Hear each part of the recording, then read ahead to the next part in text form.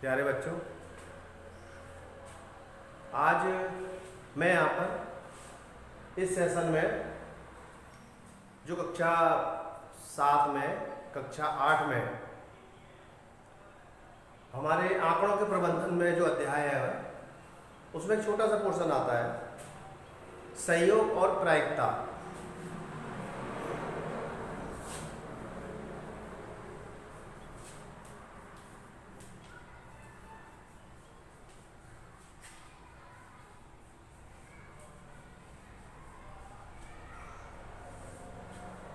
संयोग और प्रायिकता। संयोग क्या हुआ? एक चांस हुआ। जैसे हम कहीं पर जा रहे हैं और अपना काम कर रहे हैं और अचानक क्या होता है कि कोई हमें ऐसा दोस्त मिल जाता है जिसकी हमने कल्पना नहीं की थी, तो वो एक संयोग हो गया। एक होता है आपका शब्द संभावना। जैसे आजकल बरसात का मौसम हो रहा है तो बारिश होने की आज एक संभावना है, बारिश हो सकती है। ठीक है, तो ये क्या है? एक संभावना है। इसी प्रकार से मैं जब भी आता हूं कहीं पर, स्कूल में या मंदिर में, तो मैं छाता लेके चलता हूं और ये सोचता हूं कि बारिश होगी तो मैं छाता लगा लूंगा, लेकिन क्या होता है? बारिश नहीं होती है। और एक दिन क्या होता है कि मैं किसी कारण से जल्दबाजी में या कैसे भी मैं छाता लेके नहीं आया, तो क्या हुआ? उस दिन बारिश हो गई। उस दिन बारिश हो गई तो क्या हुआ? कहने का मतलब है कि उस दिन क्या हुआ? एक संयोग था कि मेरा छाते का भूलना और बारिश का होना, तो ये एक संयोग था। ठीक, तो हम आज इसी 3-4 चीज के जो उदाहरण है इन्हीं के बारे में आज बात करेंगे। एक होता है असंभव शब्द, एक होता है असंभव। असंभव क्या हुआ? असंभव हुआ जैसे सूर्य पश्चिम से निकलता है। सूर्य पश्चिम से निकलता है, ये घटना क्या है? ये असंभव घटना है। तो ये 3-4 चीज पॉइंट है।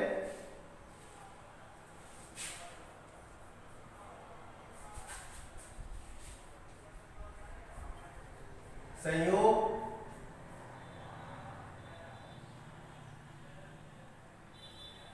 असंभव,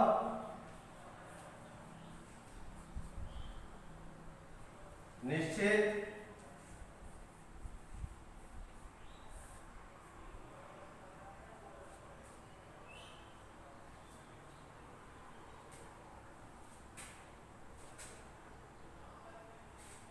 तो मैंने आपको इन संयोग, असंभव, निश्चित, इन सभी चीजों के आपको क्या क्या एक उदाहरण दिया। संयोग में दिया वर्षा का होना और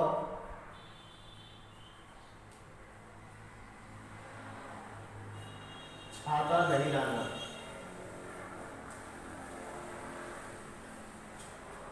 ठीक, असंभव क्या है? एक उदाहरण देता हूं। चींटी की ऊंचाई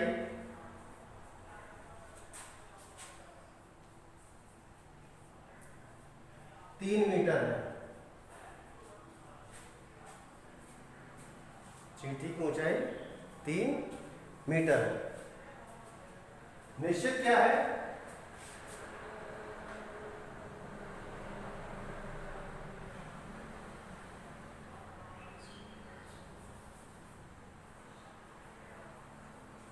सूर्य का पूर्व दिशा से उगना।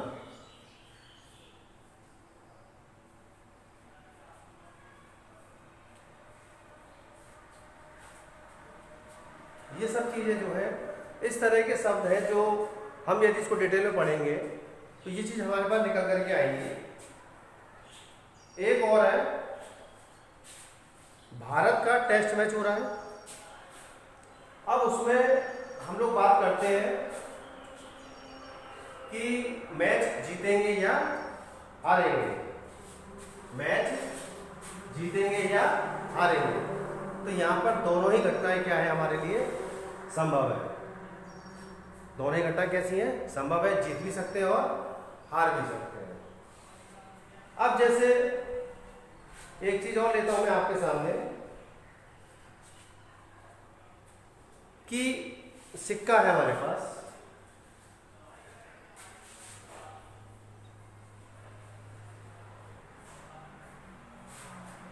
₹1 का सिक्का है या ₹5 का है। तो इसमें जो है आपके दो इवेंट्स जो होते हैं वो निश्चित है। दो इवेंट्स कन्फर्म है। कौन से? एक चित्र या पट, जिनको हम हेड भी कहते हैं और टेल भी कहते हैं। ये सिक्के की दो घटनाएं हो गई। ठीक, सिक्के की दो घटनाएं जो है वो हमारे पास है कि जब भी हमारे पास कुछ हो, हम सिक्के को छालेंगे तो उसमें से हमारे पास या तो हेड आएगा या टेल आएगा। जैसे ये वाला सिक्का हुआ, इस सिक्के में एक तरफ हेड है और एक तरफ टेल है। तो जब हम इसको इस तरह से उछालेंगे तो हमारे पास क्या आएगा? हेड आएगा। हमने फिर दोबारा उछाला तो भी क्या आया? हेड आया। तीसरी बार उछाला, टेल आया। तो ये क्या है? ये घटनाएं जो है आपकी एक्सपेरिमेंट्स है। ये क्या है? एक्सपेरिमेंट्स। इस एक्सपेरिमेंट्स को हम एक सारणी के द्वारा देखते हैं। जैसे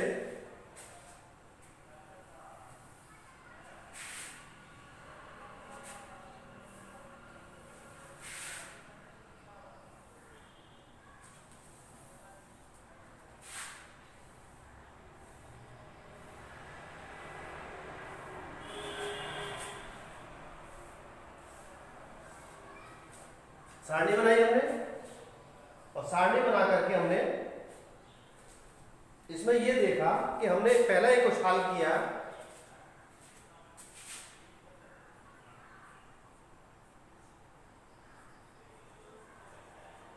तो हमको क्या परिणाम मिला? एक उछाल पर हमको क्या परिणाम मिला? तो मैंने पहली बार में सिक्का उछाला तो मुझे हेड मिला। क्या मिला? हेड। दूसरी बार में सिक्का उछाला, फिर हेड आ गया। तीसरी बार सिक्का उछाला, टेल आ गया। फिर चौथी बार सिक्का उछाला, फिर हेड आ गया। पांचवी बार फिर मैंने उछाला, फिर हेड आ गया। छठवीं बार टेल आ गया। सातवीं बार फिर टेल आ गया। आठवीं बार फिर टेल आया। फिर नौवीं बार फिर टेल आ गया। 10वीं बार हेड आ गया।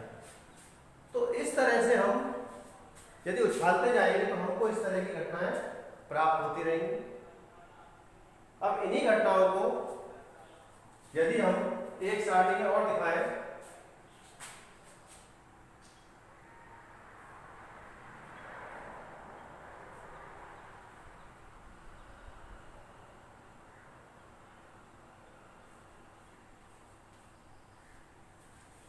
एक सारणी में और दिखाने की कोशिश करते हैं कि है हमने एक सिक्के को 100 बार उछाला, सिक्के को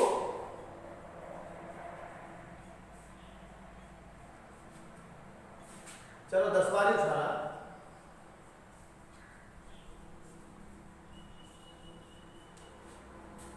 अभी जो हमने प्रैक्टिकल किया है वाला 10 बार उछाला,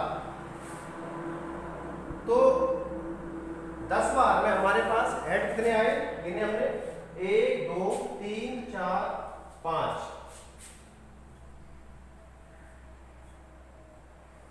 10 कितनी बार आए? 1 2 3 4 5। ये तो एक संयोग वाली बात है कि हमारे दोनों में जो है बराबर आ रहा है। कभी ये सिचुएशन भी आ सकती है तो फिर मैंने एक एक्सपेरिमेंट और किया दोबारा, उसमें मैंने हेड देखा,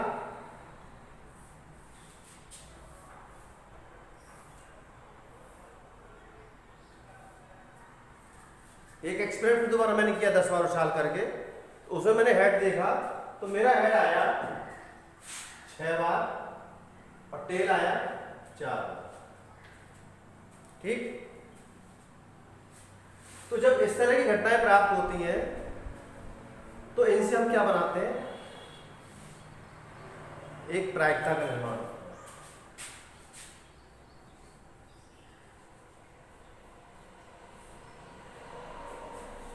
क्या होता है? एक प्रोबेबिलिटी होती है, प्रायिकता, जो हम बात कर रहे थे संयोग और प्रायिकता। ये हमारा संयोग वाली चीज थी और इसके ऊपर हम आगे बढ़े तो हेड और टेल के हिसाब से हमें एक सारणी मिली।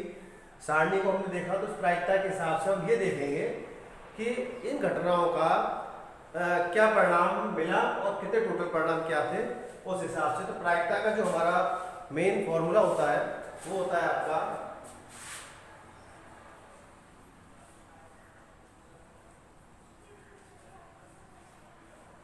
घटित होने वाली घटनाएं बटे कुल घटनाएं।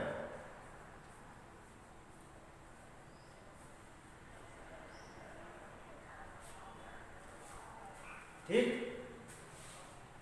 ये हमारा एक फॉर्मूला है। तो जो प्रायिकता निकालेंगे, प्रायिकता की जो हमारी जो पूरा संभावना है वो केवल आती है 0 से 1 के बीच में, 0 से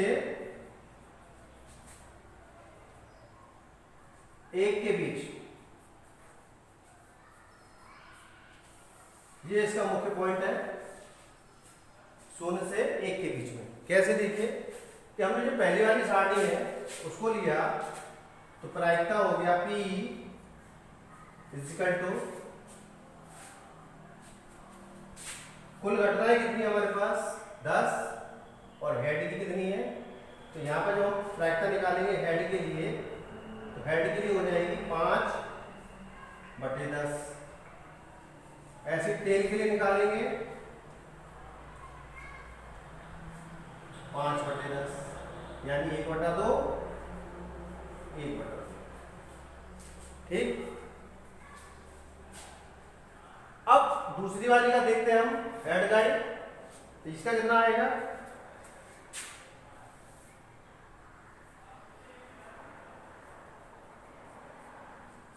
6 बटे 10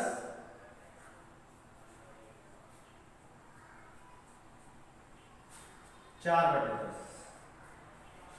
अब इसको यदि हमने सिंप्लीफाई किया क्या आया 3 बटे 5 और 2 बटे 5। अब यदि मैं 5 का भाग 3 में देता हूं तो मेरे पास क्या प्राप्त होगा 0.6 और इसका होगा 0.4 यानी 0.6 और 0.4 को यदि मैं जोड़ूंगा तो कुल मेरा क्या आएगा 1 आएगा। तो प्रायिकता का जो उत्तर आता है हमेशा वो निश्चित है कि आपका 0 से 1 के बीच में होगा, 1 से आगे नहीं जाएगा और 0 से पीछे नहीं आएगा।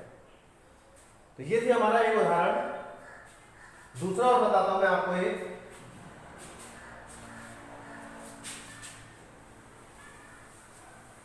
कि जैसे जब हम लूडो खेलते हैं तो लूडो में एक पासा होता है,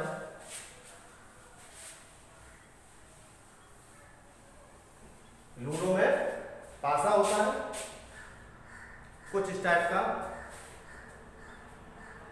दिखाई दे रहा होगा। से में हमारे इसमें अंक बने होते हैं, 1 बना होगा, 6 बना होगा, 4, 2, 5, 3, इस तरह से। तो जो पासा होता है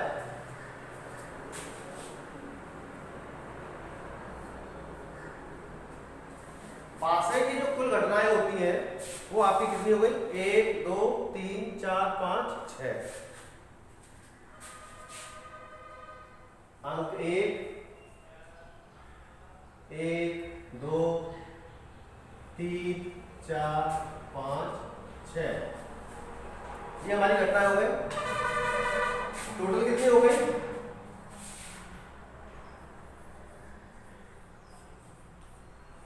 6। टोटल कितनी हो गई? 6। अब हमने इसकी टेबल भी ऐसी बनाई है,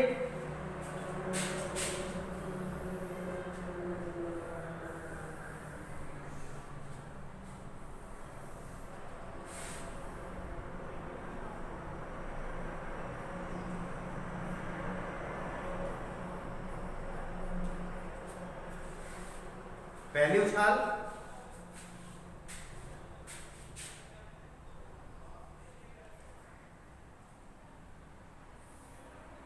क्या है? 2 का अंक आया। दूसरी उछाल में 6 का अंक आया। तीसरी उछाल में 5 का आया। चौथी उछाल में फिर 2 का आ गया। पांचवी उछाल में 3 आ गया। छठी उछाल में 1 आ गया। सातवीं उछाल में फिर 3 आ गया। आठवीं, 9 और 10। आठवीं में 6 आ गया। नौवीं उछाल में फिर हमारे पास 5 आ गया, फिर 1 आ गया।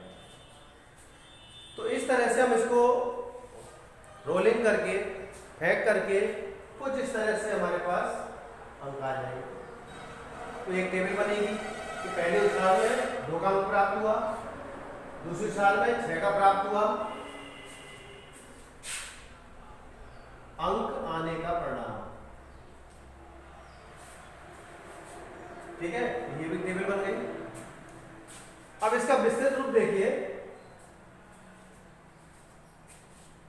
कि 2 का अंक,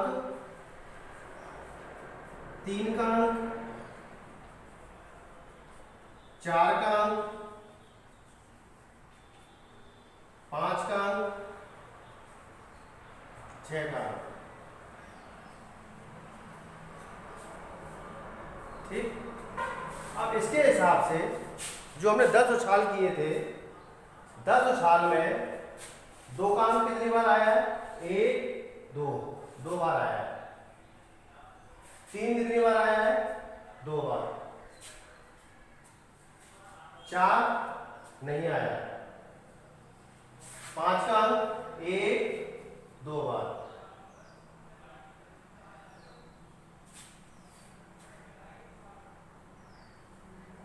और 6 का भी 2 बार।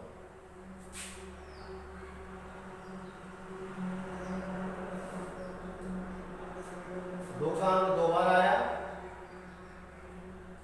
3 का अंक 2 बार आया। 4 का अंक आया नहीं। 5 का 2 बार आया और 6 का 2 बार आया और 1 का अंक 2 बार।